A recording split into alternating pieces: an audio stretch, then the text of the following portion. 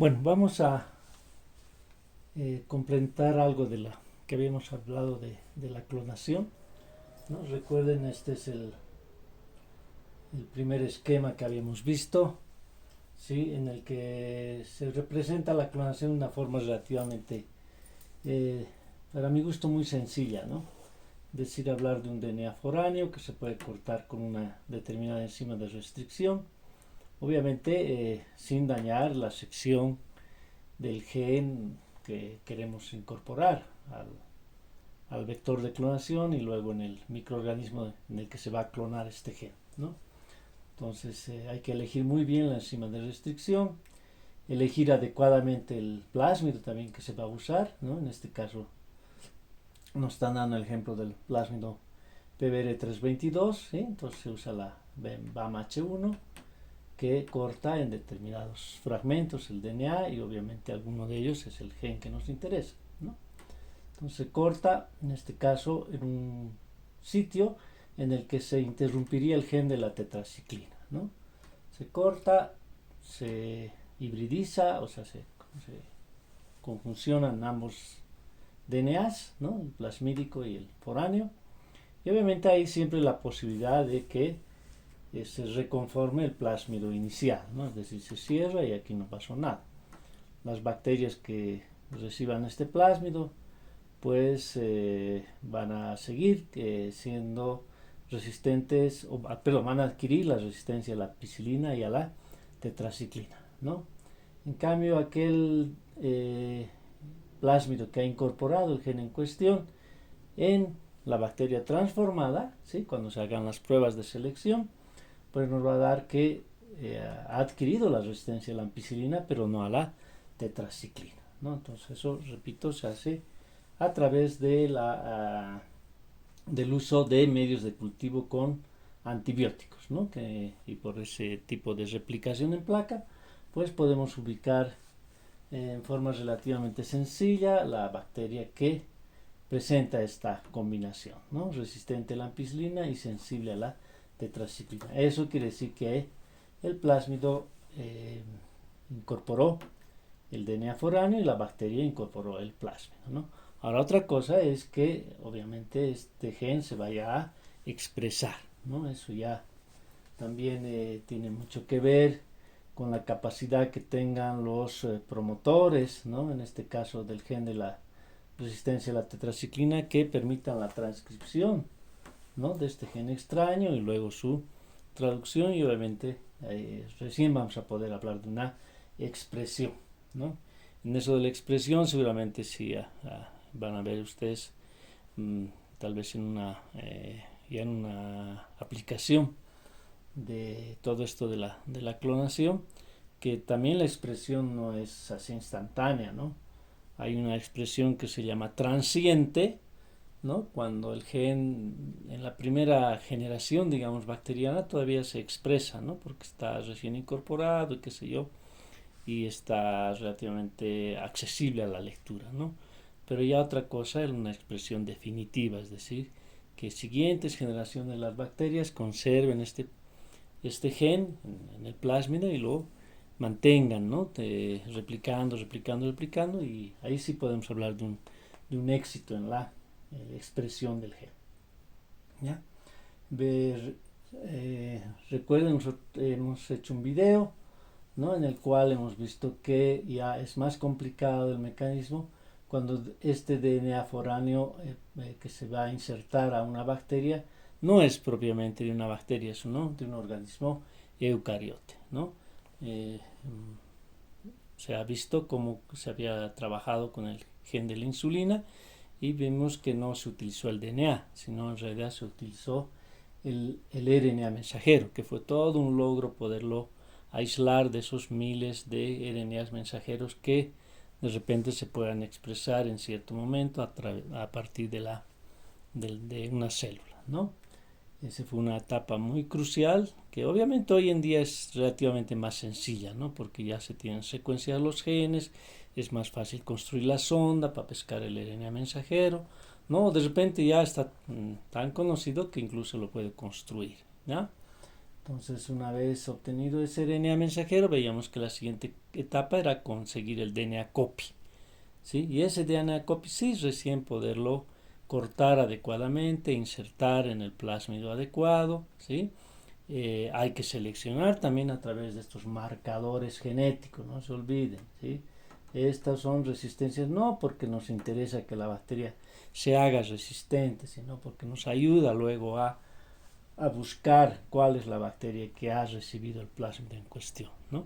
Entonces también eso se hizo en esa clonación del gen de la insulina y luego verificando cuáles habían recibido el plásmido, otra etapa fue seleccionar qué bacteria estaba realmente produciendo el gen de la insulina, ¿no? A eso me refiero, que de repente hubo una expresión transiente, ¿no? Momentánea de algunas bacterias o alguna bacteria que haya recibido el gen, pero ya luego es otra cosa que esa bacteria lo conserve, ¿sí? No se pierda, ¿no? ¿Sí? Y ahí sí hablamos de una expresión definitiva. Esto, por ejemplo, ha creado varios problemas en la clonación de algunos genes en vegetales, ¿no? Inicialmente, si bien los vegetales, creo que alguna vez lo dijimos, genéticamente son muy permisibles, ¿no? Por ejemplo, en los vegetales es posible la multicopia de material genético, es decir, por ejemplo, nosotros normalmente somos diploides, ¿no? Sí, los vegetales también, pero soportan, ¿no? Que haya tetraploidías, etcétera, poliploidías, más juegos de cromosomas de lo usual, ¿sí? Obviamente, por ejemplo, los animales, ¿no? Por ejemplo, en los humanos basta que haya en algún caso un cromosoma de más, no hablemos de un juego de más, sino de un cromosoma para que se produzcan muchos problemas, ¿no? Las trisomías famosas que todavía son las que todavía los animales soportan algunas trisomías, ¿no? O alguna monosomía, pero ya poliploidías pues es muy complejo, ¿no? Entonces, por ejemplo, en estas células vegetales, ¿no? En las que se ha incorporado un gen, por ejemplo, de que pueda un vegetal producir un aminoácido esencial, ¿no? Lo que le daría mayor valor proteico, ¿sí? Inicialmente sí, a veces se pasan años haciendo estos experimentos. Inicialmente lo consiguen, ¿no? Hay la incorporación del gen, etcétera. Ya se desarrollan todos los sistemas más allá de la fase de pruebas piloto, es decir, en pequeña escala, ya pasar a gran escala, ¿no? Y a veces ha sucedido que en unos meses, ¿no? Que el vegetal estaba produciendo las células vegetales en el bioreactor adecuadamente el producto, ¿sí? O el vegetal cultivado estaba produciendo el aminoácido cuyo gen se había incorporado, pues de repente se pierde, ¿no? O va disminuyendo gradualmente en su expresión, ¿no? Entonces, por ejemplo, en papa han habido lindos experimentos que inicialmente han dado buenos resultados y después se han ido perdiendo esta expresión génica, ¿no? Entonces, no es a veces tan real como se pinta en los libros, ¿no? También habíamos dicho algo de que el fago lambda, ¿no? Un fago muy conocido, es también posible de ser usado como vector de clonación, ¿ya? Entonces, reemplazando algunas regiones, ¿no? Aquí van a hablar, ¿no? Les llaman vectores de reemplazamiento. ¿Por qué? Porque el fago lambda obviamente tiene algunas secciones de su material genético que se pueden eliminar, ¿no? Y ser reemplazados por DNA que nos interesa incorporar en la bacteria. Ya así sean, no es necesario que vean con mucho detalle, ¿no? Pero aquí, por ejemplo, tenemos el lambda silvestre, es decir, el normal, si quieren llamarlo, ¿no? Y hay una región que es reemplazable, ¿no? Donde se puede incorporar, por ejemplo, un marcador genético. Perdón, no sé qué ha pasado. Eh, en este caso, el gen de la galactosa, ¿no? ¿Sí? Que cuando se interrumpa, ¿no? Vamos a poder ver si cuando la bacteria estaba pudiendo usar la galactosa, si se interrumpe ya no la puede usar, ¿no? Entonces sabemos que se ha recibido el vector de clonación, ¿no? Y también obviamente hay una región en la que se puede sustituir. ¿Sí? Aquí podemos incorporar, además del marcador genético, se puede incorporar algún gen de interés, ¿sí? y así se han ido creando diferentes variedades, ¿no? Que puedan permitir manejar el fago lambda como un vector de clonación, ¿ya? Acá se ve más o menos qué es lo que sucede, ¿no? Aquí hablábamos de esa región no esencial, ¿sí? ¿Ya? Que es cortada, eliminada y reemplazada por un DNA diferente, por un DNA foráneo, ¿no? Y luego el fago lambda se ensambla, incorpora el DNA foráneo y obviamente se puede lograr la transducción, es decir, la incorporación de material genético foráneo en alguna bacteria a través de los virus, ¿sí? Sin embargo, esto obviamente tiene limitaciones, ¿no? ¿Por qué? Porque la cantidad de DNA foráneo que se puede incorporar en un fago, en un virus, no es muy grande, ¿no? Hay restricciones respecto a cuánto de material genético puede entrar en la cabeza viral, ¿ya? Otra variante es los llamados cósmidos, ¿no? Los cósmidos son DNAs, ¿sí? Ya ensamblados en laboratorio, que contienen la región que se quiere incorporar y los extremos cos, ¿no? Del fago lambda, que son imprescindibles para el empaquetamiento del fago, ¿no? Entonces, de esa manera, digamos, se ha mejorado un poco la capacidad de rendimiento, ¿no? Del fago respecto a poder introducir una cantidad de DNA un tanto mayor, ¿ya? Bueno, entonces creo que con eso y con el video que se ha armado en la pizarra, creo que clonación ya podemos pasar de tema, ¿no?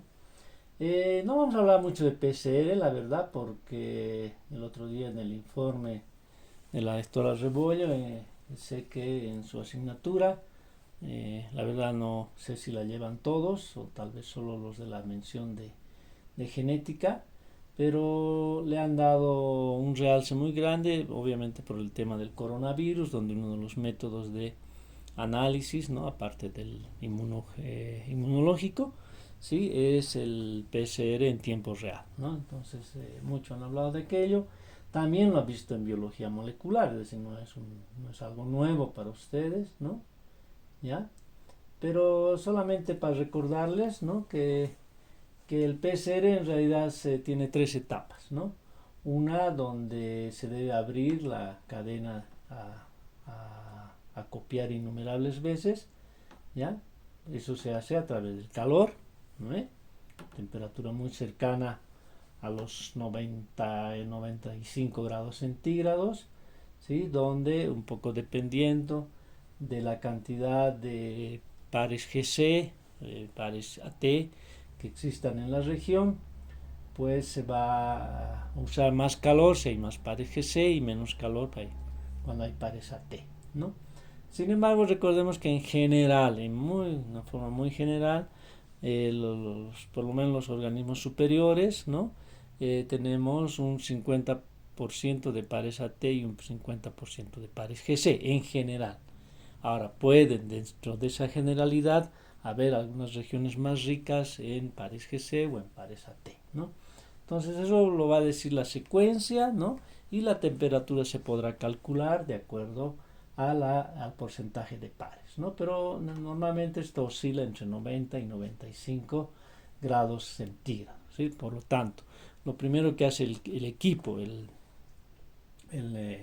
termociclador, es elevar la temperatura, ¿no? Una vez colocado todo el sistema de reacción, se eleva la temperatura, ¿ya? Para que por calor se separen las fracciones. Obviamente en ese sistema de reacción ya se han añadido los iniciadores, ¿no? Y la DNA polimerasa. Recuerden, esta DNA polimerasa es una DNA polimerasa que soporta esa temperatura. Ha sido aislada de un microorganismo que vive a altas temperaturas, ¿ya? El Thermophilus aquaticus, ¿no? Que realiza toda su replicación, es decir, copia su DNA a esa temperatura, ¿no?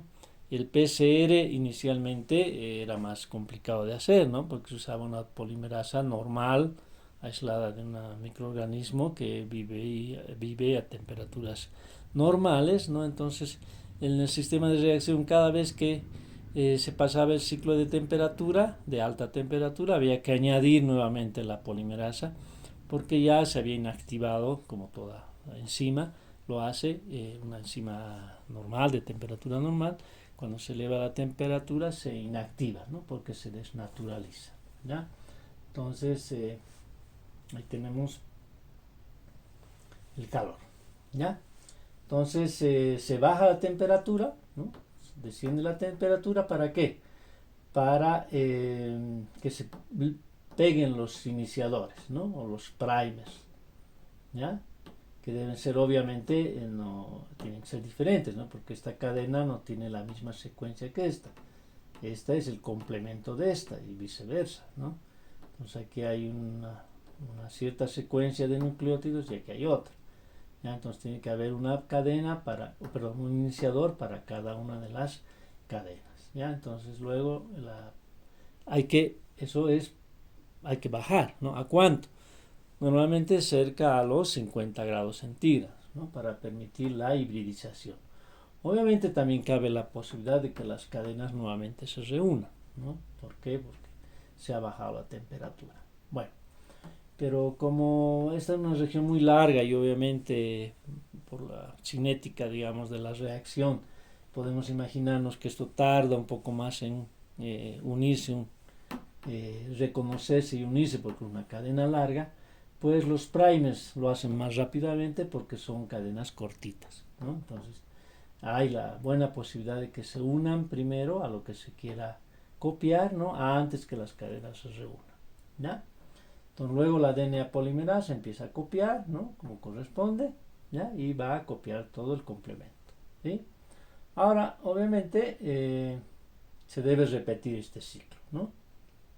¿Sí? Y así. Entonces vamos multiplicando. Y esto obviamente tiene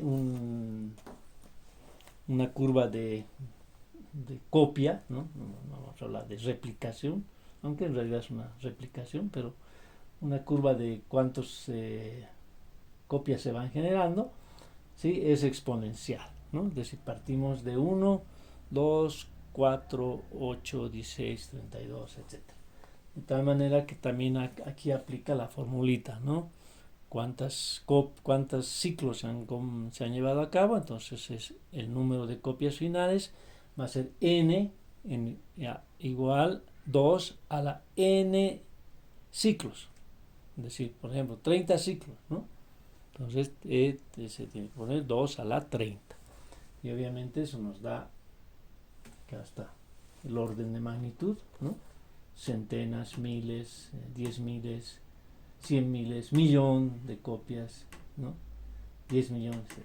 Tranquilamente, aquí está hasta 20, ¿no? Si seguimos contando hasta 30, vamos a tener números muy grandes, ¿ya? Superiores a 10 a la 9, ¿no? Entonces, de esa manera, esta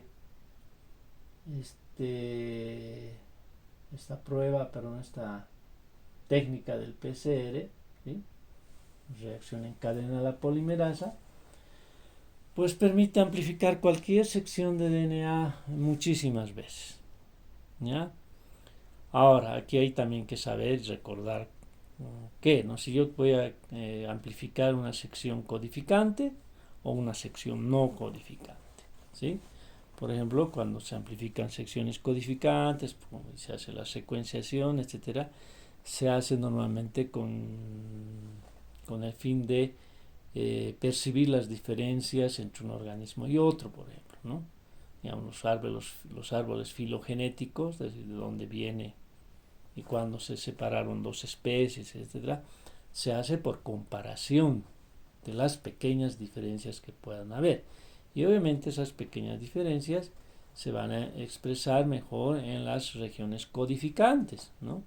Es decir, porque aquí hablamos que antes se comparaban, eran por ejemplo isoenzimas, ¿no? Ya, porque obviamente no se había logrado la tecnología de la secuenciación de DNA, entonces se comparaban la diferencia que había sobre todo en pequeños tamaños en las isoenzimas, ¿no? O sea, son enzimas que hacen lo mismo pero que no son exactamente iguales, ¿ya? O sea, iso, que es igual, se refiere a la acción, no se refiere a la secuencia de aminoácidos. Obviamente es muy parecida, pero no exactamente la misma, ¿ya? Ahora, eso que, digamos, era un poco, no digamos rústico, sino no de tan fino, ¿no? Como la secuenciación de DNA, pues ya, no es que ha dejado de usarse, ¿no? Pero ya ha sido mucho más utilizado a través de la secuencia de DNA, ¿ya? Ahora bien, cuando nosotros hablamos más bien de poder amplificar, por ejemplo, sí, poder reconocer a qué individuo pertenece determinado DNA, ¿no? Por ejemplo, un rastro de sangre, un rastro de semen, cabello, qué sé yo, que nos permite identificar a un individuo. Obviamente no se va a hacer región codificante, ¿no? Porque, por ejemplo, si la sangre es humana, que es lo primero que se hace, ¿no? En un lugar de crimen, primero se verifica si la sangre realmente es humana o no. Una vez que se ha verificado que es sangre humana, ¿no? Bueno, ahora sí se puede hacer la verificación a quién pertenece esa sangre, ¿ya? Y obviamente los humanos en nuestra región codificante somos iguales, ¿no? Por eso es que, por ejemplo, me pueden dar, me pueden poner insulina humana, ¿no? Esa insulina que venden humana, pues sirve a todos los humanos porque todos tenemos la misma secuencia de la insulina, ya, salvo algún caso que haya una mutación muy particular, pero eso es relativamente bajo en proporción, ¿no? Además va a ser una mutación muy puntual, es decir, realmente no nos va a decir mucho, ¿ya? Entonces, ¿qué es lo que se amplifica en ese caso? En este caso se amplifican las regiones no codificantes, ¿sí? Nosotros como personas nos diferenciamos de nuestro material genético no en la región codificante, nos diferenciamos en la región no codificante, ¿ya? Entonces eso siempre hay que tenerlo presente, ¿sí? Bueno, aquí pueden hablar un poco, ver lo de amplificación, que mencionábamos los usos de la amplificación. Bueno, creo que de mutagénesis in vitro y dirigida ya hemos hablado de algo, ¿no? En los que nosotros podríamos decir que se puede reemplazar, ¿no? Es decir, se puede reemplazar por todo este tipo de técnicas una región del DNA, ¿ya? O sea, se cambiar una región, a eso se refiere con mutagénesis dirigida, ¿no? En realidad ya incluso el término mutagénesis de repente no es el más apropiado, ¿no? Evidentemente, mutación es cambio genético. Si nosotros cambiamos una región, estamos mutando. Pero ya no en el sentido de que la palabra misma mutación significa algo,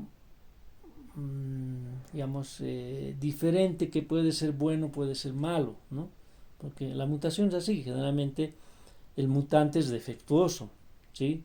Muy rara vez es extraordinario, es decir, es mejor que el inicial, ¿se dan cuenta? Por eso es que mutagénesis dirigida es un término que de repente confunde un poco, ¿no? Más bien debíamos hablar de reemplazo, ¿sí? Se está reemplazando una sección por otra, ¿ya? Entonces, obviamente, si uno va a reemplazar es con la finalidad de que sea mejor, se pueda corregir algunas cosas, ¿sí? Entonces, de esa manera se puede hacer aquello, ¿no? Sacar una sección que esté defectuosa y reemplazarla por una sección que esté correcta, ¿ya? Entonces, en ese sentido hay que tomarlo, ¿sí? Bueno, esto es un poco lo que hablábamos de la selección. Y al cromosoma bacteriano, creo que este mapa genético de Escherichia coli debería haber estado mucho más arriba en el capítulo, ¿no? Cuando se hablaba de, por ejemplo, lo que les decía, ¿no? De las bacterias HFR, que analizando el orden y el tiempo en el que pasaban, se había logrado estructurar este mapa genético. Esto me hubiera gustado que esté mucho más arriba, pero bueno, lo han puesto acá, ¿no? Esto es lo que hablábamos de los 100 minutos, ¿se acuerdan? Que el cromosoma de Escherichia coli es capaz de pasar a otra bacteria, obviamente similar, ¿no? En un lapso de 100 minutos, ¿ya?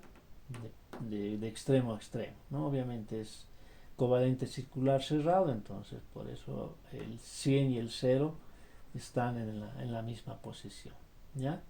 Inicialmente era un mapa muy precario, ya les había comentado, creo, que viendo los resultados de esas conjugaciones de receptoras con diferentes tipos de HFR, los genetistas habían construido un mapa lineal con algunas derivaciones como, digamos, ¿no? Como brazos de ahí.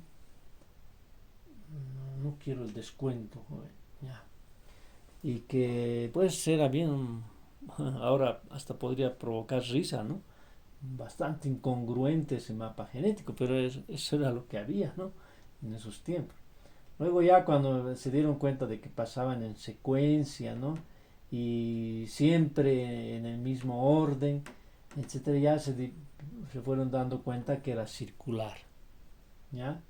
Obviamente al inicio de repente solo se habían mapeado muy groseramente sobre todo los genes que codifican la síntesis de aminoácidos, ¿no? Entonces ahí están por eso marcados, ¿no? Por ejemplo, arginina, metionina, etcétera, ¿no? Entonces, luego ya fueron mucho más detallistas, ¿no? Por ejemplo, ¿no? Acá el gen de la arginina que tiene el gen H, el B, el C, el E, etcétera, ¿no?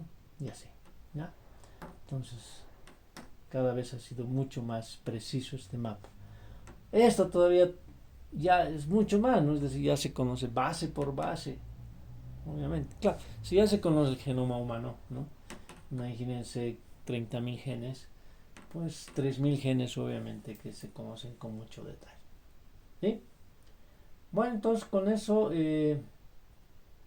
habíamos concluido. Ya, ya les reitero, para el examen del 15, ¿no? 15 de miércoles 15, pues vean un dato de detalle, las preguntas de repaso, ¿ya? Y también esta revisión de conceptos, ¿no? Ya les había dicho, el fin de este capítulo sí es sobre todo que ustedes tengan los conceptos muy claros, ¿ya? De los mecanismos de transferencia genética, ¿sí? Y de las pruebas tanto in vitro como in vivo que se hacen en las bacterias, ¿ya? ¿Para qué? Para que cuando lean artículos más profundos, decíamos, ustedes no tengan duda de qué están hablando, ¿sí? Cuando les digan transducción, bueno, saben que es claramente una transducción. Cuando les digan transformación, cuando les digan conjugación, cuando les digan transferencia de DNA a geles perdón, a papel de nitrocelulosa, cuando les digan secuenciación, etc., no tengan duda en esos conceptos, ¿ya? Porque si no, pues no, muy poco se puede entender de los artículos más profundos, ¿sí?